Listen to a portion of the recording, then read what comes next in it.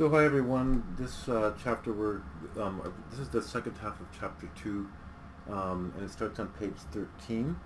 And here we're going to talk about the basis of science and psychology in general. So the whole idea of psychology involves curiosity, people being skeptical, and also having some humility. So not boldness. And therefore we use the scientific method, which is a process that basically evaluates ideas using both observation and analysis. The whole idea is to welcome hunches and theories, but also putting those to the test once we have them. And once we have articles, we submit them and we have peers review them and evaluate our research to make sure that it makes sense, that it's original, that's accurate. And once they do, then we can then that can go out for publication. The scientific method involves organizing behaviors or events, and so we start with our question or observation, and then we research the area. We create a hypothesis, and then we test it, and then we analyze the data that we have, and then we come to our conclusions, right? So the theories that we have simplify by connecting the facts that we have into a clear picture, and a good theory produces predictions that are testable, and we call these hypotheses. And so I've already mentioned the process that we go through, i.e. observing the events, forming our theories, and then refining them based on our observations. So the theories that we have can create observations that are biased, and to prevent these biases, we want to use precise and measurable definitions. Otherwise, what ends up happening is we end up seeing what we want to see. And these definitions also allow other people who are doing the research in our area to see if they can replicate the research. And this is what we call reliability, being able to redo and get the same kinds of numbers or results in another experiment. And this idea is really important for making sure that the theory is good. So this idea of replication basically confirms the findings. It means that we're more scientifically accurate. Although we want to differentiate the difference between reliability and validity, where reliability is the ability to replicate the results, whereas validity is the results might be not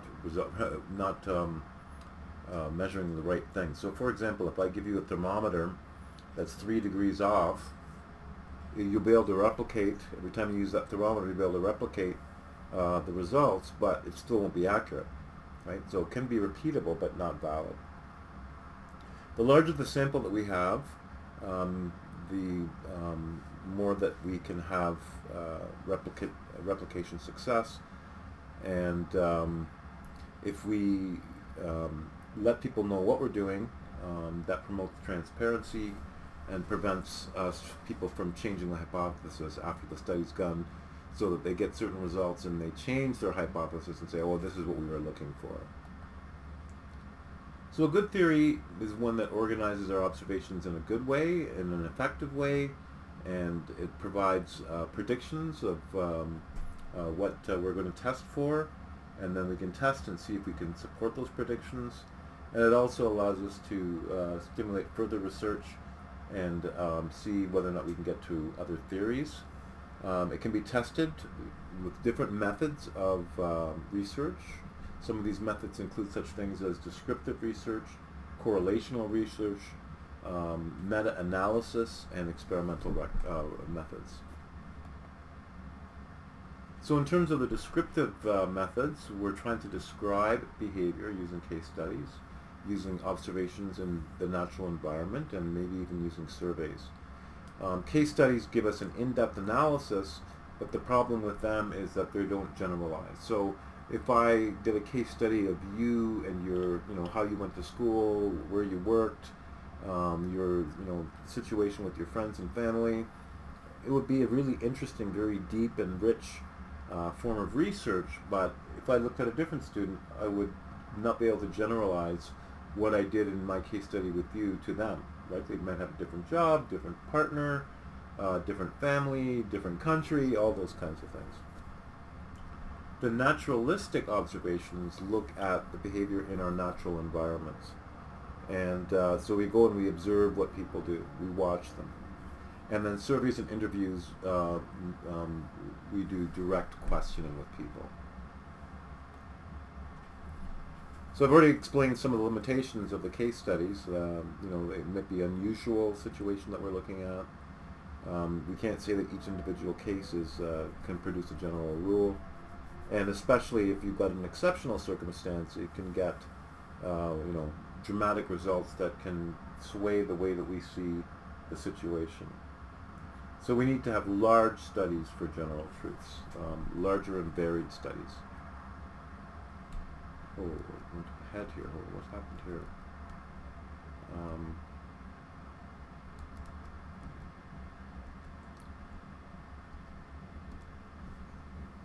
So in terms of naturalistic observation, we are basically again looking for things that we observe in the general public or out in the real world, and this has really been changed by digital technologies, big data, things like phone apps and social media and online searches has changed this, and it does give us insight into human behavior at a huge scale. If we have access to everybody's cell phone, for example, and all their search. Everything they searched for, it's going to give us a lot of information. It also allows researchers to study and understand, as I mentioned, collect human behavior.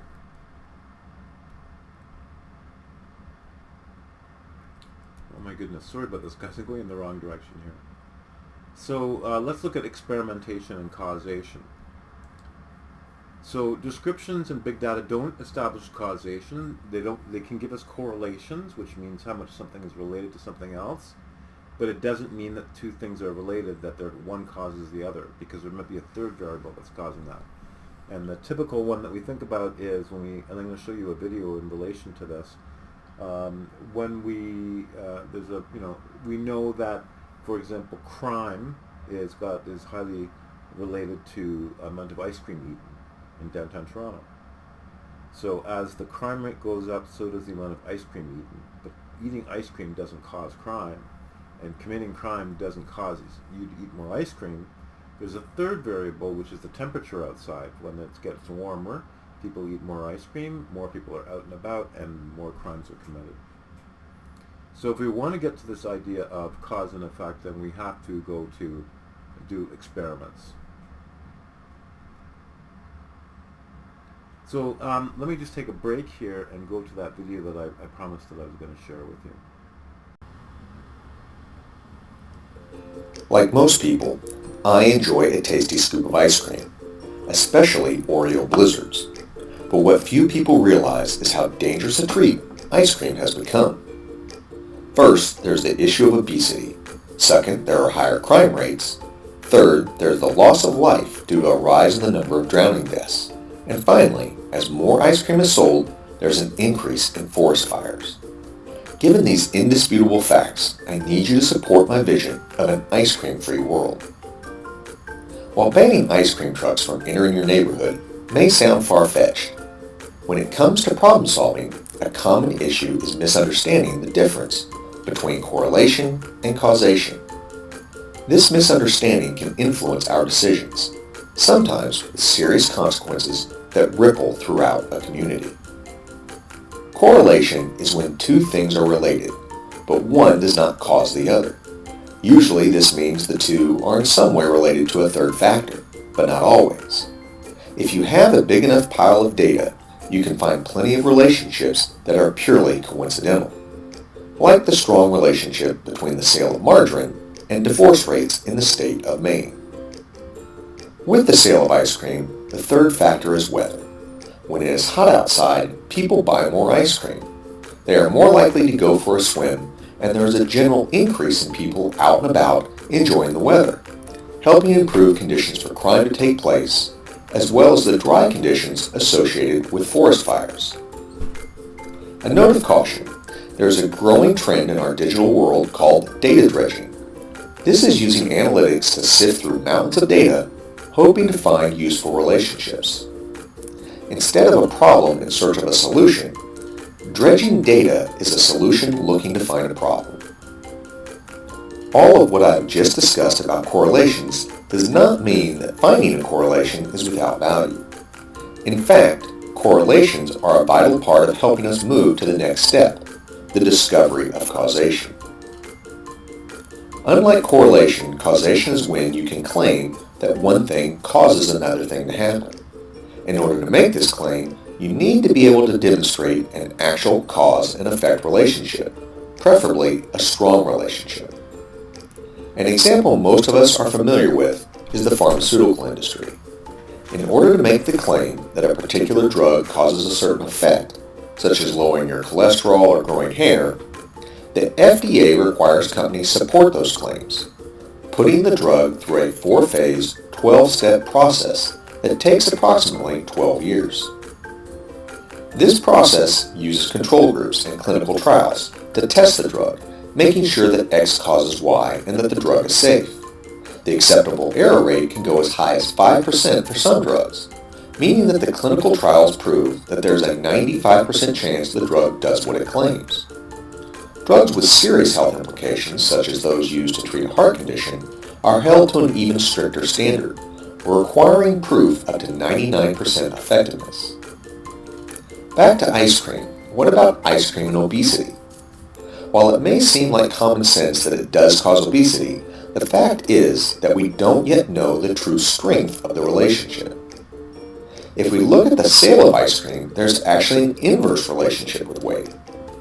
People gain weight in the winter when sales are low and lose weight in the warm summer months when more ice cream is being consumed. This might suggest ice cream is the new diet food. Luckily, you now know to be cautious of drawing conclusions of causation from correlation. Instead, recent research on the subject has been looking at different types of sugars used in making a wide range of sweet foods. What scientists have discovered is that the hypothalamus, which is an area of the brain that regulates the human appetite, reacts differently when we consume foods with fructose instead of glucose. This has researchers speculating that eating high fructose foods, such as ice cream, may result in people not feeling full, so they continue to eat. This theory proves difficult, however, when we start considering apples and other natural fruits also contain fructose, not just ice cream and chocolate cake. As you can see, causation is quite a bit different than correlation. Finding correlations is easy, proving causation is hard. No wonder it takes 12 years just to prove that a pill causes hair to grow. The bottom line, on the news, in boardrooms and coffee shops, everywhere you go, you will hear claims that X causes Y. From politics to the weather, from the stock market to personal relationship, it is human nature to try and explain things, to create stories that make sense. Just keep in mind, as you hear a claim of what causes what, that correlation is not causation.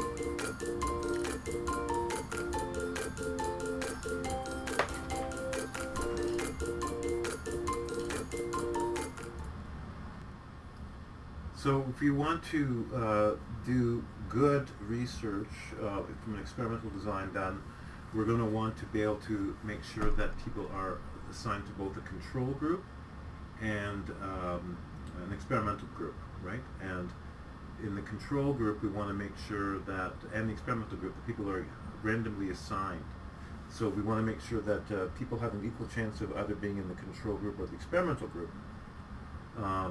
So for example, in the experiment involving smartphone and mental health addiction, we want to make sure that we assign people randomly from either the experimental group or the control group.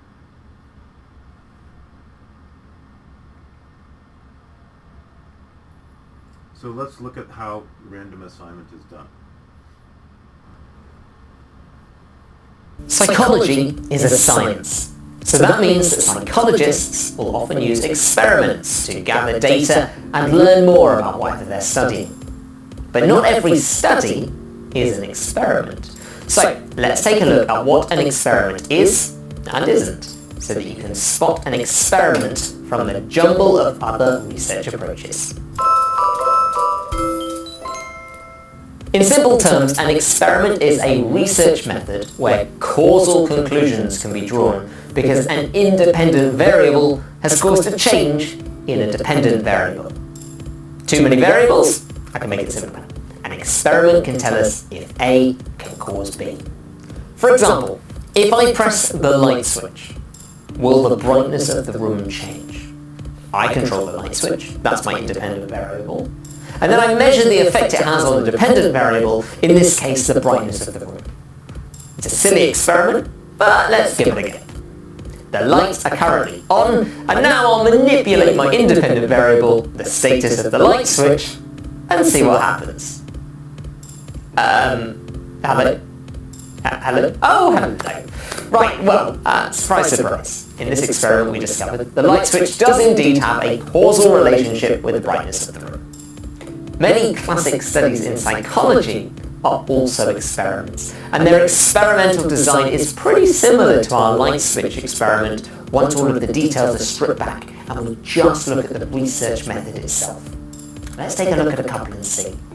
Solomon Asch's famous line comparison study examines the role of social influence on a person's public behaviour. Asch had stooges, actors, perform the role of participants in the study and told them what to say. Because Asch was controlling the stooges' behaviour, this is his independent variable. Asch wanted to see the behaviour of the real participants and see if it changed because of the stooges' behaviour. Therefore, the real participants' behaviour is the dependent variable, dependent on the stooge. Two.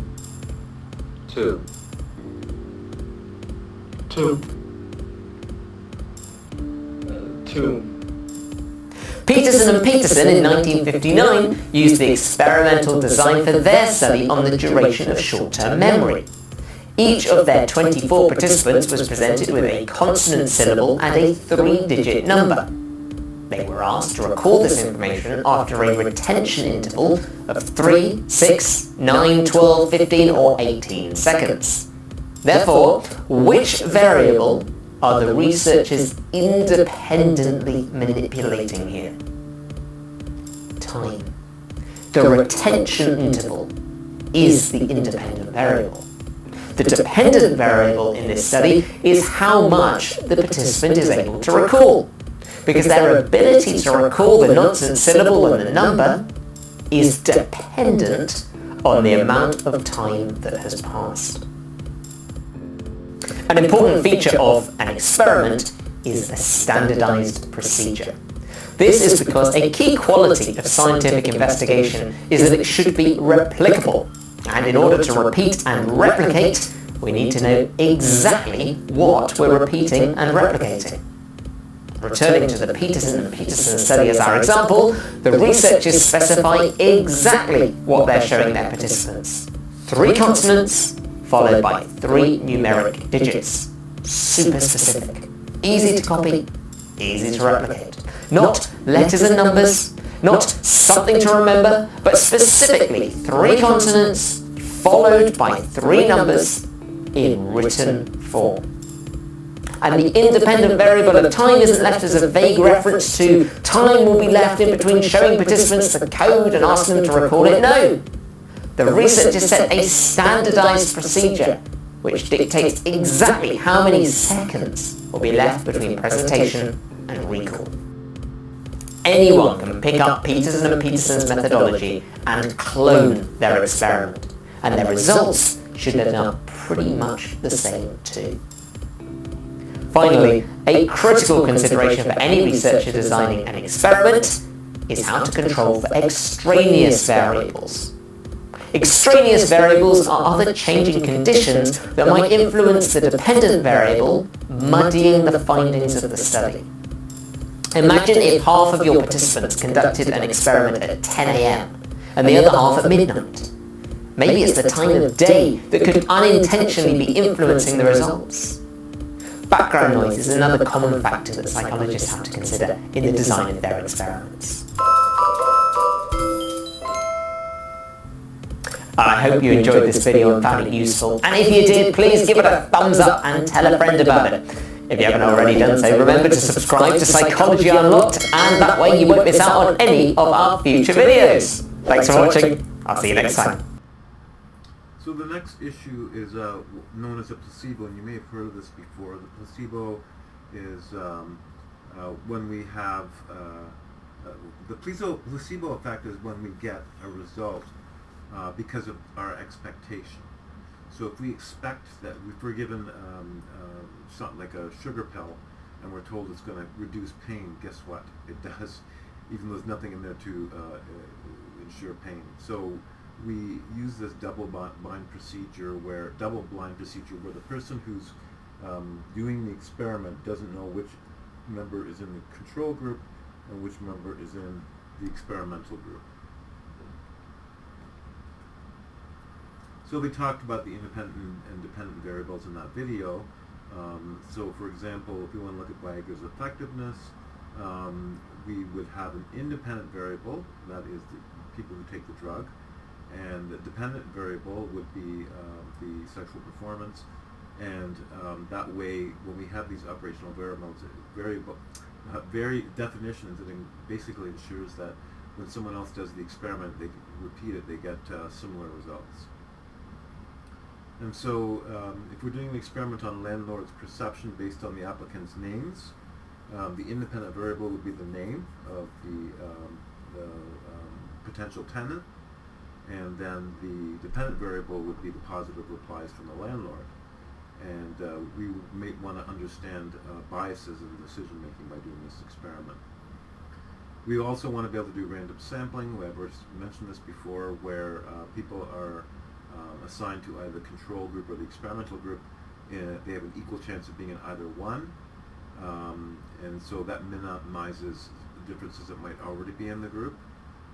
So if we're doing drug testing, we use a control group to determine the actual drug effectiveness when we use a placebo. So if we're going to choose which research design we want to use, we want to be able to understand behavior and mental processes. We want to develop testable questions based on principles and theories in psychology. We want to choose the right research method. Compare the methods. Are we going to use descriptive, case study, naturalistic observation, or correlation? Oh, jeez. Sorry guys, I'm not sure why this keeps doing this.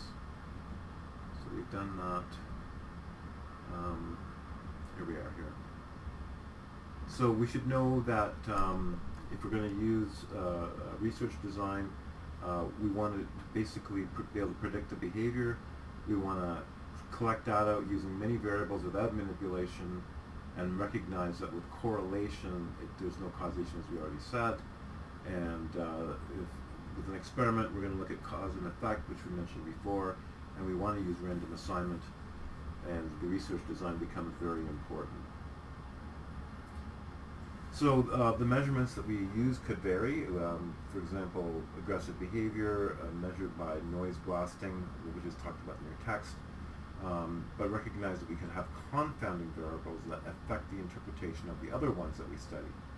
And the researchers try to minimize these confounding variables' impact to make sure that the results are valid. And it also means that we can have confidence in the research findings, right? The confounding variable, for example, might be something like if you're doing an experiment in a room, and next door one day there's people who are hammering, and the next day people are not hammering. Well, that's a variable that you possibly can't control, but it will confound your results. So if we want to predict behavior, we could use laboratory experiments, right? And that might prevent you from having that noise in the room next door, for example. And they really do simplify reality because you're basically trying to control for everything but the thing that you're trying to measure. So you're basically going to test these theoretical principles, but you're not going to test them in the real world. So you don't necessarily know that what your findings are going to be replicable in the real world. Experiments don't try to replicate the real world. They basically try to use a lab to experiment to look at independent variable, and one then hope to be able to generalize your results into the real world. So we want to, basically, when we do research, we want to understand the general principles, but and what happens in the lab might differ from what happens in the real world, but the main principle will still remain consistent. And psychology tries to understand these principles. So there is some ethics. Oh, before I do that, let's look at some of this by video. Can we go pizza cause psychedelic hallucinations? Does coffee make you smarter? Or does it just make you do dumb stuff faster? Like much of psychology itself, questions like these can seem pretty intuitive. I mean, people may not be the easiest organisms to understand, but you're a person, right? So you must be qualified to draw like some conclusions about other people and what makes them tick. But it's important to realize that your intuition isn't always right. In fact, sometimes it is exactly wrong, and we tend to grossly underestimate the dangers of false intuition. If you have some idea about a person and their behavior that turns out to be right, that reinforces your trust in your intuition. Like if I warn my buddy Bob against eating that deep dish pizza that's been in the fridge for the past week, but he eats it anyway and soon starts to wig out, I'm gonna say, dude, I told you so. But if I'm wrong and he's totally fine, I probably won't even think about it ever again. This is known as hindsight bias, or the I knew it all along phenomenon. This doesn't mean that common sense is wrong, it just means that our intuitive sense more easily describes what just happened than what will happen in the future. Another reason you can't blindly trust your intuition is your natural tendency toward overconfidence. Sometimes you just really feel like you're right about people when actually you're really wrong. We've all been there. We also tend to perceive order in random events, which can lead to false assumptions. For example, if you flip a coin 5 times, you have equal chances of getting all tails as you do getting alternating heads and tails. But we see the series of 5 tails as something unusual, as a streak, and thus giving that result some kind of meaning that it very definitely does not have. That is why we have the methods and safeguards of psychological research and experimentation, and the glorious process of scientific inquiry. They help us to get around these problems and basically save the study of our minds from the stupidity of our minds. So I hope that it won't be a spoiler if I tell you now that pizza won't make you trip and coffee doesn't make you smart. Sorry.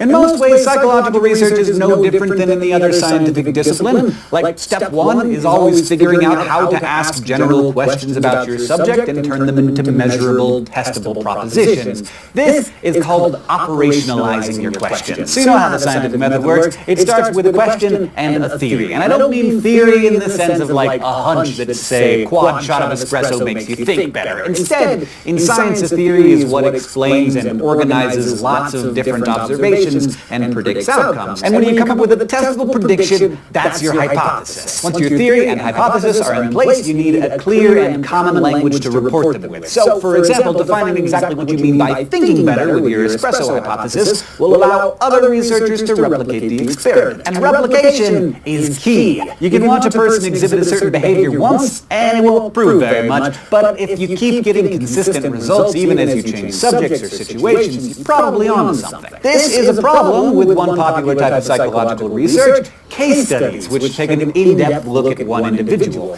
Case studies can sometimes be misleading because by their nature they can't be replicated, so they run the risk of overgeneralizing. Still, they're good at showing us what can happen and end up framing questions for more extensive and generalizable studies. They're also often memorable and a great storytelling device psychologists use to observe and describe behavior. Like, say the smell of coffee makes Carl suddenly anxious and irritable. That obviously doesn't mean that it has that same effect on everyone. In fact, Carl has terrible memories associated with that smell, and so his case is actually quite rare. Or Carl. But you would still have to look at lots of other cases to determine that conclusively. Another popular method of psychological research is naturalistic observation, where researchers simply watch behavior in a natural environment. Whether that's chimps poking anthills in the jungle, kids clowning in a classroom, or drunk dudes yelling at soccer games. The idea is to let the subjects just do their thing without trying to manipulate or control the situation. So yeah, basically just spying on people. Like case studies, naturalistic observations are great at describing behavior, but they're very limited in explaining it. Psychologists can also collect behavioral data using surveys or interviews, asking people to report their opinions and behaviors. Sexuality researcher Alfred Kinsey famously used this technique when he surveyed thousands of men and women on their sexual history and published his findings in a pair of revolutionary texts, Sexual Behavior in the Human Male and Female, respectively. Surveys are a great way to access people's consciously held attitudes and beliefs, but how to ask the questions can be tricky. Subtle word choices can influence results. For example, more forceful words like ban or censor may elicit different reactions than limit or not allow. Asking, do you believe in space aliens is a much different question than, do you think that there is intelligent life somewhere else in the universe? It's the same question, but in the first, the subject might assume that you mean aliens visiting Earth and making crop circles and abducting people and poking them. And if how you phrase surveys is important, so is who you ask. I could ask a room full of students at a pacifist club meeting what they think about arms control, but the results wouldn't be a representative measure of where students stand because there's a pretty clear sampling bias at work here. To fairly represent a population, I'd need to get a random sample where all members of the target group, in this case students, had an equal chance of being selected to answer the question. So, once you've described behavior with surveys, case studies, or naturalistic observation, you can start making sense out of it and even predict future behavior. One way to do that is to look at how one trait or behavior is related to another, or how they correlate. So let's get back to my buddy Bob, who seems to think that his refrigerator is actually some kind of time machine that can preserve food indefinitely. Let's say that Bob has just tucked into a lunch of questionable leftovers pizza that may very well have had a little bit of fungus on it, but he was hungry and lazy, and so he doused it in sriracha. Suddenly, he starts seeing things. Green armadillos with laser beam eyes. From here, we could deduce that eating unknown fungus predicts hallucination. That's a correlation. But correlation is not causation. Yes, it makes sense that eating questionable fungus would cause hallucinations, but it's possible that Bob was already on the verge of a psychotic episode, and those fuzzy leftovers were actually benign. Or there could be an entirely different factor involved, like maybe he hadn't slept in 72 hours or had an intense migraine coming on, and one of those factors caused his hallucinations. It's tempting to draw conclusions from correlations, but it's super important to remember that correlations predict the possibility of cause and effect relationships. They cannot prove them. So we've talked about how to describe behavior without manipulating it and how to make connections and predictions from those findings, but that can only take you so far. To really get to the bottom of cause and effect behaviors, you're gonna have to start experimenting. Experiments allow investigators to isolate different effects by manipulating an independent variable and keeping all other variables constant, or as constant as you can. This means that they need at least two groups, the experimental group, which is going to get messed with, and the control group, which is not going to get messed with. Just as surveys use random samples, experimental researchers need to randomly assign participants to each group to minimize potential confounding variables or outside factors that may skew the results. You don't want all grumpy teenagers in one group and all wealthy Japanese surfers in the other. They gotta mingle. Now, sometimes one or both groups are not informed about what's actually being tested. For example, researchers can test how substances affect people by comparing their effects to placebos or inert substances. And often, the researchers themselves don't know which group is experimental and which is control, so they don't unintentionally influence the results through their own behavior. In which case, it's called, you guessed it, a double-blind procedure. So let's put these ideas into practice in our own little experiment. Like all good work, it starts with a question. So the other day, my friend Bernice and I were debating. We're debating caffeine's effect on the brain. Personally, she's convinced that coffee helps her focus and think better, but I get all jittery like a caged meerkat and can't focus on anything. And because we know that overconfidence can lead you to believe things that are not true, we decided to do some critical thinking. So let's figure out our question. Do humans solve problems faster when given caffeine? Now we're going to boil that down into a testable prediction. Remember, keep it clear, simple, and eloquent so that it can be replicated. Caffeine makes me smarter is not a great hypothesis. A better one would be, say, adult humans given caffeine will navigate a maze faster than humans not given caffeine. The caffeine dosage is your independent variable, the thing that you can change. So, you'll need some coffee. Your result or dependent variable, the thing that depends on the thing that you can change, is going to be the speed at which the subject navigates this giant corn maze. Go out on the street, wrangle up a bunch of different kinds kinds of people and randomly assign them into 3 different groups. Also, at this point, the American Psychological Association suggests that you acquire everyone's informed consent to participate. You don't want to force anyone to be in your experiment, no matter how cool you think it is. So the control group gets a placebo, in this case decaf. Experimental group 1 gets a low dose of caffeine, which we'll define at 100 milligrams, just an eye-opener, like a cup of coffee's worth. Experimental group 2 gets 500 milligrams, more than a quad shot of espresso dunked in a Red Bull. Once you dose everyone, turn them loose in the maze, and wait at the other end with a stopwatch. All that's left is to measure your results from the 3 different groups and compare them to see if there were any conclusive results. If the highly dosed folks got through it twice as fast as the low-dose placebo groups, then Bernice's hypothesis was correct, and she could rub my face in it, saying she was right all along. But really, that would just be the warm flush of hindsight bias telling her something she didn't really know until we tested it. Then, because we've used clear language and defined our parameters, other curious minds can easily replicate this experiment, and we can eventually pool all the data together and have something solid to say about what that macchiato was doing to your cognition, or at least the speed at which you can run through a maze. Science. Probably the best tool that you have for understanding other people. Thanks for watching this episode of Crash Course Psychology. If you paid attention, you learned how to apply the scientific method to psychological research through case studies, naturalistic observations, surveys, and interviews and experimentation. You also learned about different kinds of bias and experimentation and how research practices help us avoid them. Thanks especially to our subbable subscribers who make this and all of Crash Course possible. If you'd like to contribute to help us keep... So as we're thinking about research ethics, we want to think about how we study animals, right? Animals are one thing that we use to try to determine what's going to happen in humans, and we have a lot of shared biology with different kinds of animals, and sometimes the discoveries that we make can benefit both animals and humans.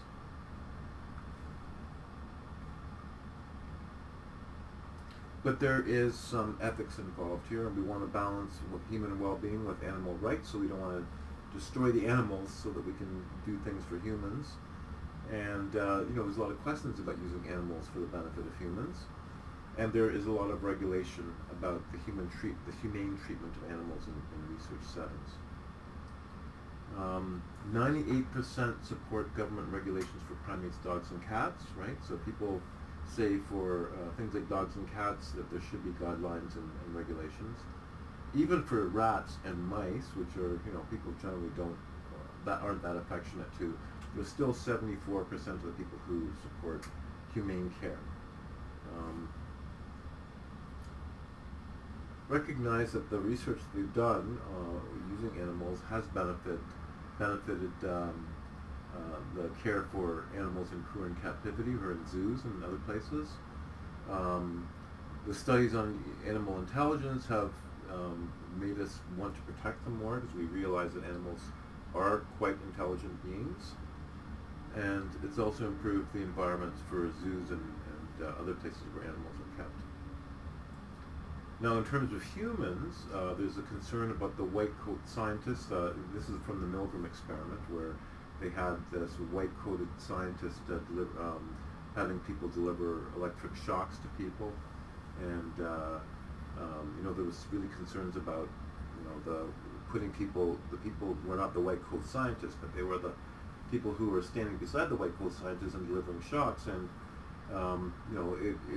when you talk to people afterwards, they were very conflicted about what they were doing. Most psychological studies involve things not like delivering shocks or potential shocks. Most of them involve things that are really benign, like blinking lights or social interactions, and they use things like stress and deception only when it's avoidable for the authentication. Deception is when you tell people that one thing is going on, but it actually isn't. So in the experiment that I told you about Milgram, where he was having people deliver shocks, they weren't actually delivering the shocks, right? They thought they were delivering the shocks, and that would be a form of deception. Lots of experiments that we've done in the past now would consider to be completely unacceptable, and I'm going to show you a video soon of taking monkeys from their mothers, conditioning babies to cry. These are all things that we're going to show you in the video soon. And since then, ethical guidelines have evolved. So some of the guidelines include such things as you having to get informed consent from participants, so they have to be told what you're doing and why.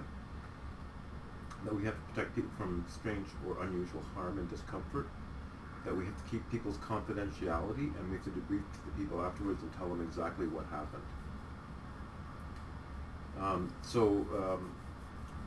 Institutional review boards are at universities and research centers, and they're there to screen proposals for issues around ethics, right? And they ensure that the rights and welfare of the human research participants is maintained. If we make an accidental data error, that's forgivable, right? But we don't want people to just do fraud. Honesty is really important in science. And fraudulent science can cause really bad harm, like some of the anti-vax movements that came from, in your book they talk about this doctor that was disbarred and created a lot of apparent science about vaccinations, which was just not true, and ended up causing a whole movement about anti-vax, which is not good.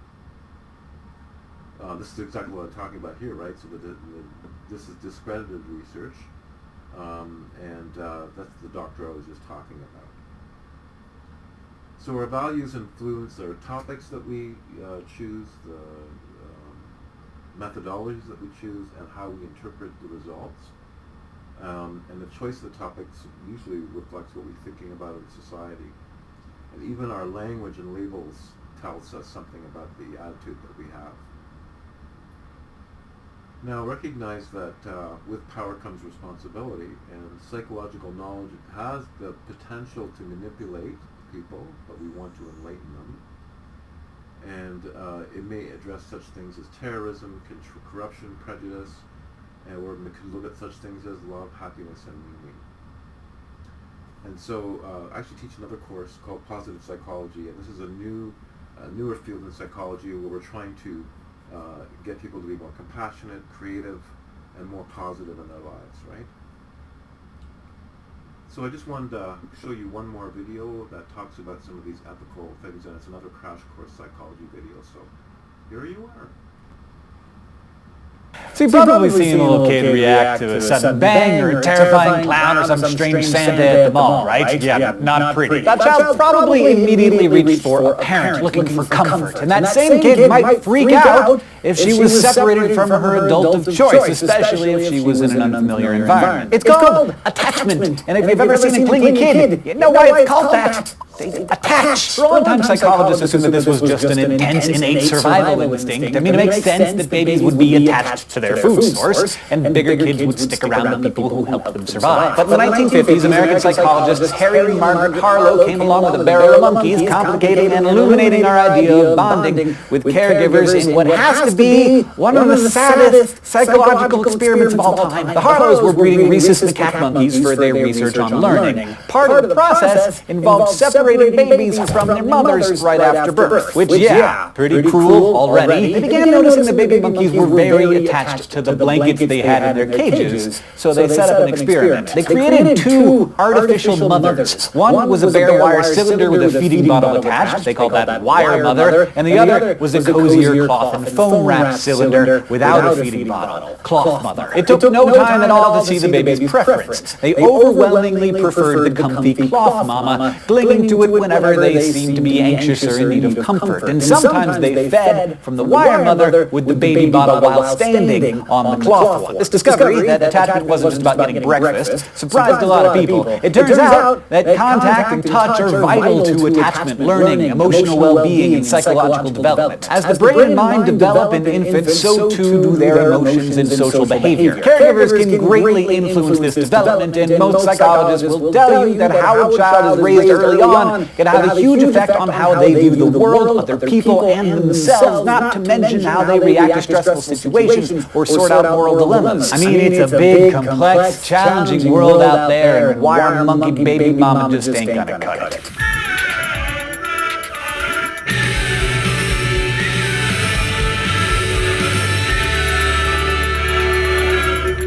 Touch. You can convey all sorts of emotions through touch. A hug, a slap, a pat on the back, a poke in the side, all convey meaning. Babies learn a lot through touch. It's how they feel security and trust. You can imagine how the Harlow's poor macaques who were separated not just from their mothers, but everyone, grew up to have some social issues as adults. That Maybe putting it too mildly, those monkeys showed many signs of being really disturbed, from trouble eating to rocking back and forth in a trance to even engaging in self-mutilation. Most of the macaques used in the study never recovered, and those who were forced into pregnancy didn't know how to care for their own offspring. Although the Harlow's research taught us a lot, it was inhumane and would never pass today's ethical standards. Monkeys, like humans, need to be loved, and loving touch and care are tremendously important, but familiarity is also key to attachment. When you're little, a hug from a stranger isn't the same as a hug from your mom or your grandma or your dad or your zookeeper or whomever you're most comfortable and familiar with. The unfamiliar can cause anxiety, and for some breeders, all these factors need to come together sooner rather than later. Some baby animals experience a critical period in early life when certain things have to happen for normal development to occur. For ducks and geese, that critical period occurs just after hatching, when they accept the first moving object they see as their mother. This so-called imprinting process can be difficult to reverse, which can make things a bit awkward if that moving thing is a golden retriever or a person or a beach ball. Thankfully, human babies don't imprint. The world would be a lot different and a lot more bizarre if they did. Human babies do, however, feel a lot more comfortable around people, things, and settings that they are familiar with. They form emotional attachments, but not all attachments are created equal. In the 1970s, American psychologist Mary Ainsworth created the Strange Situation Experiment to observe children's different attachment styles. She'd put a 1-year-old kid and their mom in an unfamiliar room like a playroom in the lab, and then observe the child playing with the mother. Eventually, the child would encounter something potentially stressful. Like a stranger would come in and interact with the child, and then the mom would leave. If the kid freaked out, the stranger would try to comfort them.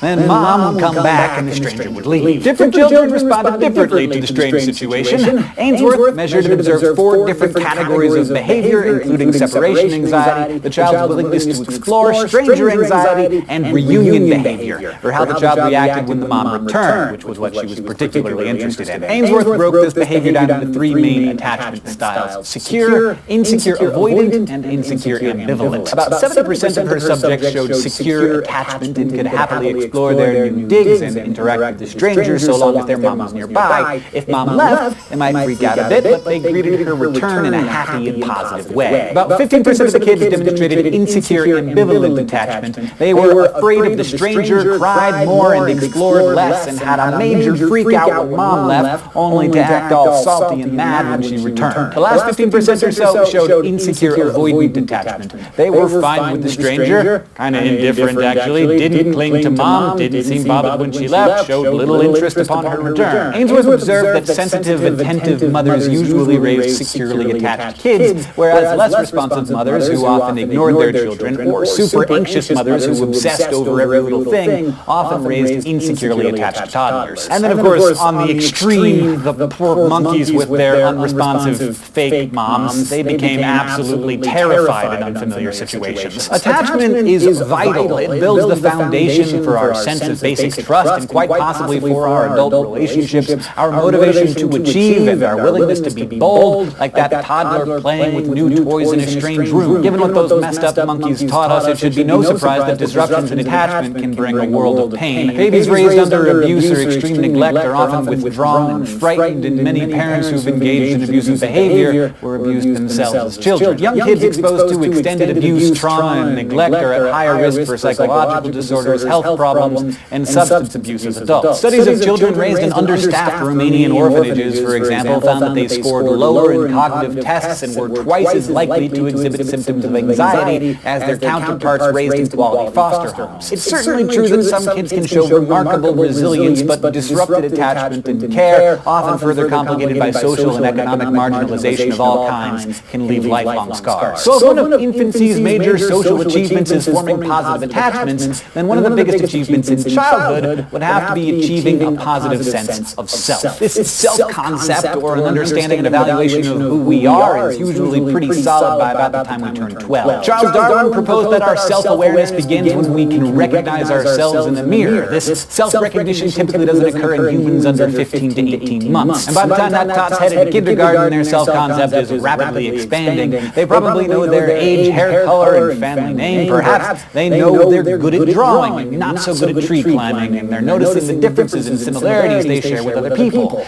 Kids with positive self-images are more happy, confident, independent, and sociable. So, how can we instill these values and security in kids, and how does parenting affect development? development. Whether your parents were aloof or affectionate, strict or lax, and whether they spanked you or preferred to talk it out, one model of parenting would probably categorize them into one of three major styles, all related to control. The authoritarian parent makes rules with consequences and expects you to follow them because I said so, and tends to not be very warm to their child, whereas the permissive parent often caves to their child's demands and exerts little control over any of the child's behavior. The authoritative parent, meanwhile, seeks to find a balance between the two. They are demanding but always explain the reasons for their rules and are loving and responsive. And of course, research indicates that finding that culturally appropriate sweet spot between too hard and too soft is the best way to go. Now, in addition to that growing sense of self, two other important landmarks of childhood and adolescence are the ability to discern right from wrong and the formation of individual character. When those two things combine, they give us morality. Last week we talked about Jean Piaget and his three-tiered model for cognitive development. Well, American psychologist Lawrence Kohlberg modified and expanded on that